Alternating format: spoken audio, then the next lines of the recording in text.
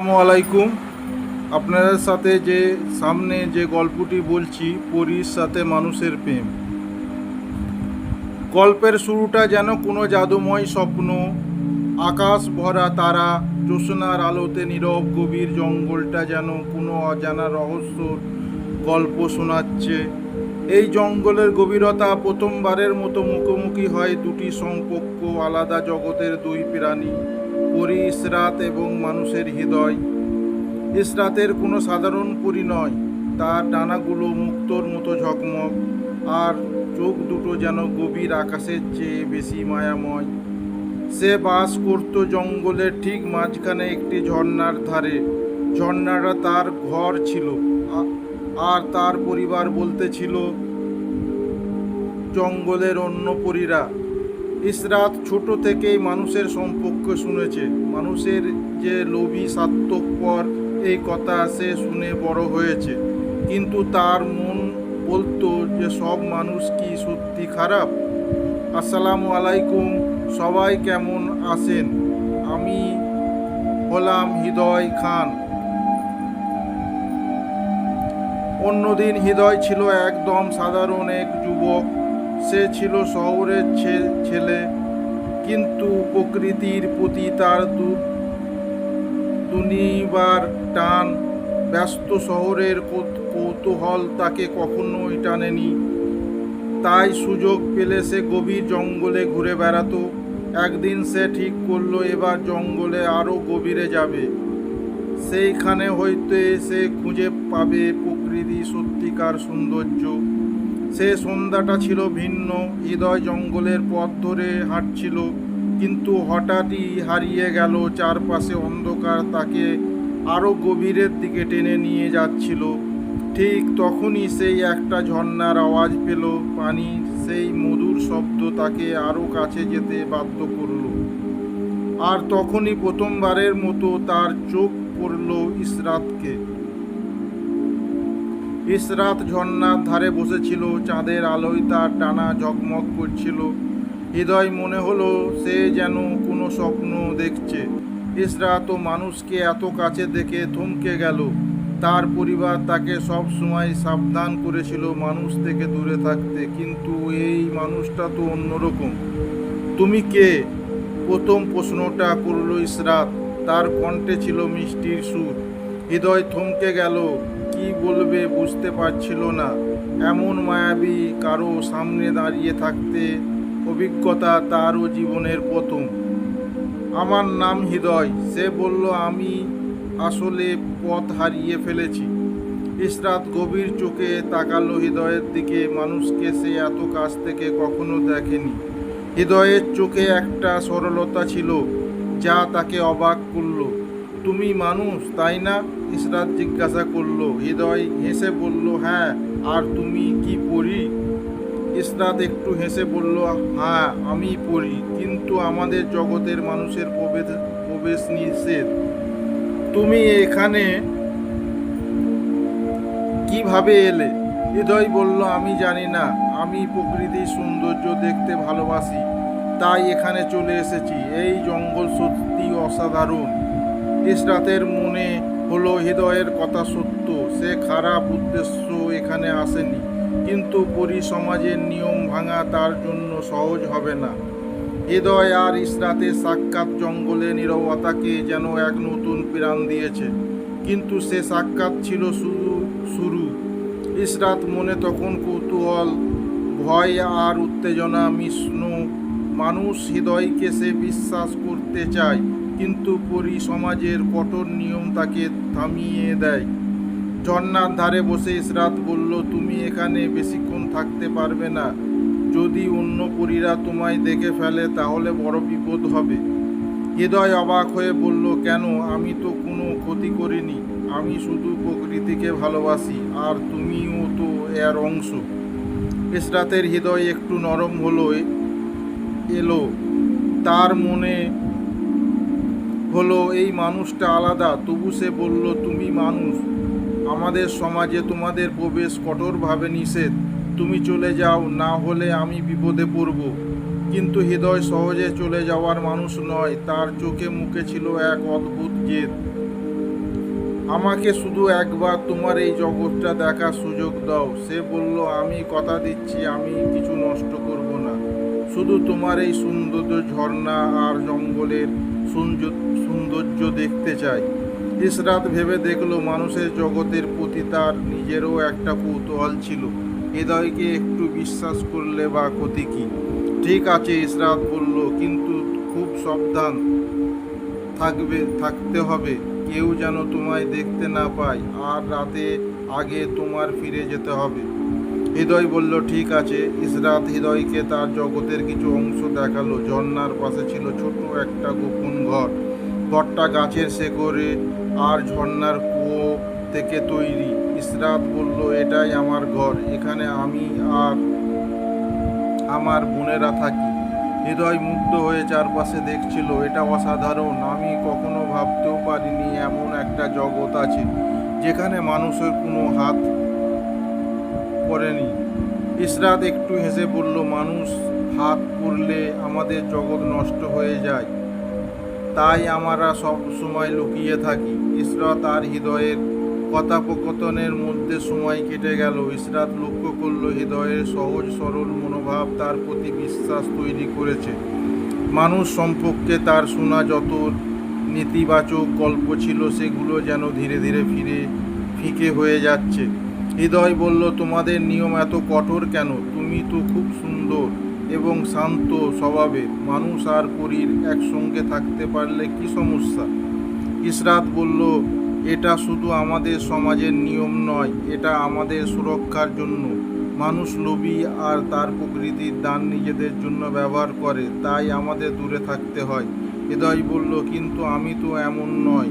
আমার কাছে এই সৌন্দর্য সংরক্ষণ করার মতো, তোমার মতো কারো পাশে থাকতে পারা আমার জন্য সম্মানের। এ কথাগুলো ইসরাতের হৃদয়কে ছুঁয়ে গেল। হয়তো মানুষ আর পরীর মধ্যে বন্ধুত্ব সম্ভব, তবে সব কিছু এত সহজ ছিল না। ইসরাত যখন হৃদয়কে বিদায় জানিয়ে নিজের পরীর গ্রামে ফিরে গেল, তখন তার বড় বোন রোশনি তাকে জিজ্ঞাসা করলো, তুমি এত দেরি করলে কেন, কোথায় ছিলে?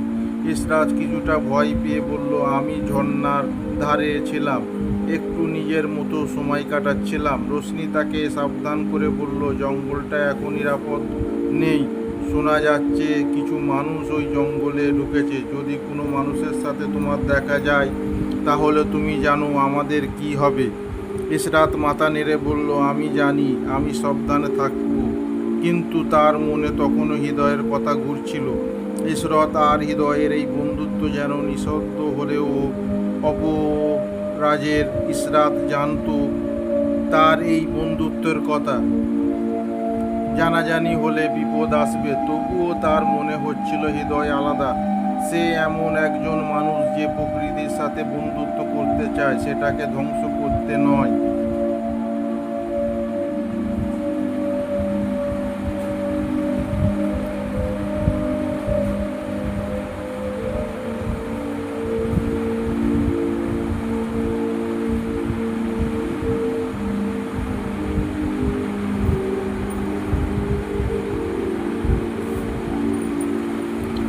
হৃদয় ইসরাতের জন্য নিজের জীবনে একটা নতুন অর্থ খুঁজে পেয়েছিল। সে ঠিক করলো যত বিপদই হোক সে এই বন্ধুত্ব ধরে রাখবে। ইসরাত আর হৃদয়ের সেই প্রথম দিনের সাক্ষাৎ যেন তাদের জীবনের মোড় ঘুরিয়ে দিল। হৃদয় শহরে ফিরে গেলেও তার মন ইসরাতের কথা ঘুরপাক খাচ্ছিল। আর ইসরাতের ভিতরেও নতুন একটা অনুভূতির জন্ম হলো, এক মিশ্র অনুভূতি যা কখনো আগে অনুভব করেনি। পরের দিন সকালে হৃদয় শহরে ফিরে এলে ও তার মন জঙ্গলের গহীনে পড়েছিল। সে ঠিক করলো আবারও সেই জঙ্গলে যাবে, তবে এবার আরও সাবধানে। সন্ধ্যার আগে সে আবার সেই ঝর্ণার ধারে হাজির হলো। ইসরাতকে খুঁজে পেল না, কিন্তু তার ডানা থেকে পড়া ঝর্ণার কাছে একটা ছোট পালক পড়েছিল। হৃদয় সেই পালক হাতে নিয়ে গভীর মুগ্ধতায় ডুবে গেল। তুমি এসেছো? ইসরাতের মিষ্টি কণ্ঠে সে চমকে উঠল। হৃদয় হাসল, তোমার জগৎ আমাকে আরও শহরে ফিরতে দিচ্ছে না, এখানে একটু অদ্ভুত শান্তি আছে, আর তুমি তার অংশ। ইসরাত একটু লজ্জা পেল, তার মনে এক অজানা উত্তেজনা। কেউ তাকে এইভাবে কখনো প্রশংসা করেনি। ইশরাত বলল, তুমি বারবার আসছো, আমার মনে হচ্ছে তুমি বিপদে পড়বে। পরীদের সমাজে কেউ জানতে পারলে তারা তোমাকে ছাড়বে না। হৃদয় বলল, আমি ভয় পাই না, আমি জানি তুমি আমাকে রক্ষা করবে। আর যদি সেটা না পারো, তবুও আমি এখানে আসা বন্ধ করব না। তোমার সাথে কথা বলতে আমার ভালো লাগে। দিনের পর দিন তাদের দেখা হতে লাগলো। হৃদয় ইশরাতকে প্রকৃতি গল্প বলতো, শহরের কৌতূহল আর মানুষের জীবনে নিয়ে কথা বলতো। ইশরাত তার নিজের জগতের কথা শেয়ার করত, ঝর্ণার গান, গাছেদের সঙ্গে কথা বলা আর আকাশ ছোঁয়া স্বপ্ন। তাদের বন্ধুত্ব গভীরে হতে শুরু করলো, কিন্তু এই বন্ধুত্বের মধ্যে এক অদ্ভুত অনুভূতি বাসা বাঁধতে লাগলো। হৃদয় মুগ্ধ চোখ আর ইশরাতের মায়াময় হাসি তাদের দুজনকে কাছাকাছি নিয়ে আসছিল। একদিন হৃদয় ইশরাতকে জিজ্ঞাসা করলো, তুমি কি কখনো মানুষের জগৎ দেখতে চেয়েছো? ইশরাত একটু হেসে বলল, অনেকবার, কিন্তু আমাদের সেইখানে যেতে মানা। আমি শুনছি মানুষ আমাদের বিশ্বাস করতে পারে না, আর আমরাও তাদের থেকে দূরে থাকি। হৃদয় বলল, আমি বিশ্বাস করি। আমি তোমার কোনোদিন আঘাত করব না। একদিন তোমাকে আমার জগতে দেখাবো। ইশরাত অবাক হয়ে তাকালো হৃদয়ের দিকে। তার কথায় এমন একটা আন্তরিকতা ছিল যা ইশরাতকে অনবিচনের টানে টেনে নিচ্ছিল। অন্যদিকে ইশরাতের বোন রোশনি তাকে নিয়ে চিন্তিত হয়ে উঠেছিল। ইশরাতের আচরণ কিছু বদল লক্ষ্য করেছিল সে।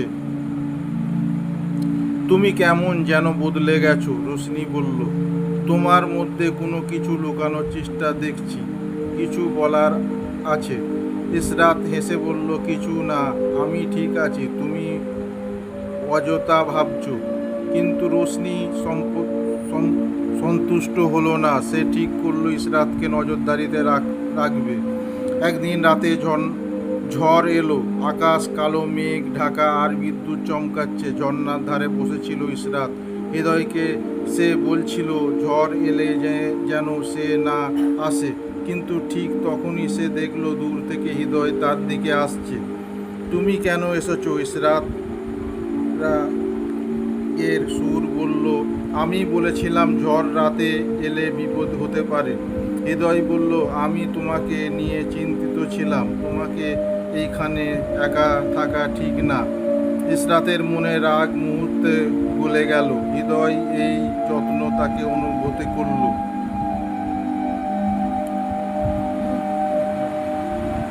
তুমি কেন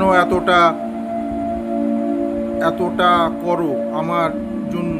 ইশরাত জানতে চাইল। হৃদয় হেসে বলল, হয়তো কারণ আমি তোমাকে ভালোবাসি। ইশরাত থমকে গেল। সে প্রথম কেউ তাকে এমন কথা বলল। তার ডানাগুলো একটু কেঁপে উঠল, আর তার চোখে মুগ্ধতা আর ভয় মিশে গেল। এ কথা তার জীবনে কেউ কোনোদিন বলেনি। পরীর জগতে ভালোবাসা বলতে কিছু ছিল কেমন একে অপরের প্রতি দায়িত্ব। কিন্তু হৃদয় এই অকপট স্বীকারোক্তি যেন তাকে অজানা অনুভূতির গভীরে টেনে নিয়ে গেল। তুমি জানো তুমি কি বলছো? ইশরাত ফিসফিস করে বলল। তার গলায় দেওয়া আর ভয় স্পষ্ট। হৃদয় ইশরাতের চোখের দিকে তাকিয়ে বলল, হ্যাঁ, আমি জানি, আমি তোমাকে ভালোবাসি। তোমার মায়াবী হাসি, তোমার সরলতা আর এই অদ্ভুত জগৎ, সব কিছু আমাকে তোমার প্রতি টেনে নিয়েছে। আমি তোমার ছাড়া কিছুই ভাবতে পারি না। ইশরাত কিছু বলার চেষ্টা করলো, কিন্তু তার গলা আটকে গেল। তুমি জানো মানুষ আর পরীর সম্পর্ক সম্ভব নয়। আমাদের জগৎ আলাদা। এই ভালোবাসা শুধু দুজনকে ধ্বংস করবে। তবুও আমি চাই। হৃদয় বলল, আমি জানি এটা সহজে হবে না, কিন্তু আমি তোমাকে হারাতে পারবো না। এইভাবে কেটে গেল কিছুক্ষণ। ঝড়ের রাত কেটে যাওয়ার পর ইশরাত আবার তার গ্রামে ফিরে এলো, কিন্তু তার মধ্যে অস্থিরতা লেগেই ছিল। রোশনি ইশরাতকে একা ডেকে বলল, তুমি কেমন আচরণ করছো? তোমার চেহারা অদ্ভুত এক পরিবর্তন দেখছি। কিছু লুকাচ্ছ, তাই না? ইশরাত ভয়ে পেয়ে গেল। সে জানতো তার বোন যদি কিছু বুঝতে পারে তাহলে ভয়াবহ বিপদ হবে। না, কিছু নয়, আমি ঠিক আছি, ইশরাত বলল। কিন্তু রোশনি সহজে বিশ্বাস করলো না। সে ঠিক করলো ইশরাতকে অনুসরণ করবে। এইভাবে কেটে গেল সেই রাত। পরের দিন বিকেলে হৃদয় আবার ঝর্ণার ধারে এলো। ইশরাত সেখানে অপেক্ষা করছিল, কিন্তু তার চোখে ছিল উদ্বেগ। ইশরাত বলল, তুমি এখানে আর আসবে না। আমার বোনেরা সন্দেহ করেছে, যদি তারা আমাদের দেখে ফেলে তাহলে আমরা কেউ বা বাঁচতে পারবো না। হৃদয় বলল, কিন্তু আমি কিভাবে দূরে থাকবো? তোমার কথা না ভেবে আমি থাকতে পারি না। ইশরাত দীর্ঘ নিঃশ্বাস ফেলে বলল, তুমি বুঝতে পারছো না, পরীদের শাসন খুব কঠোর।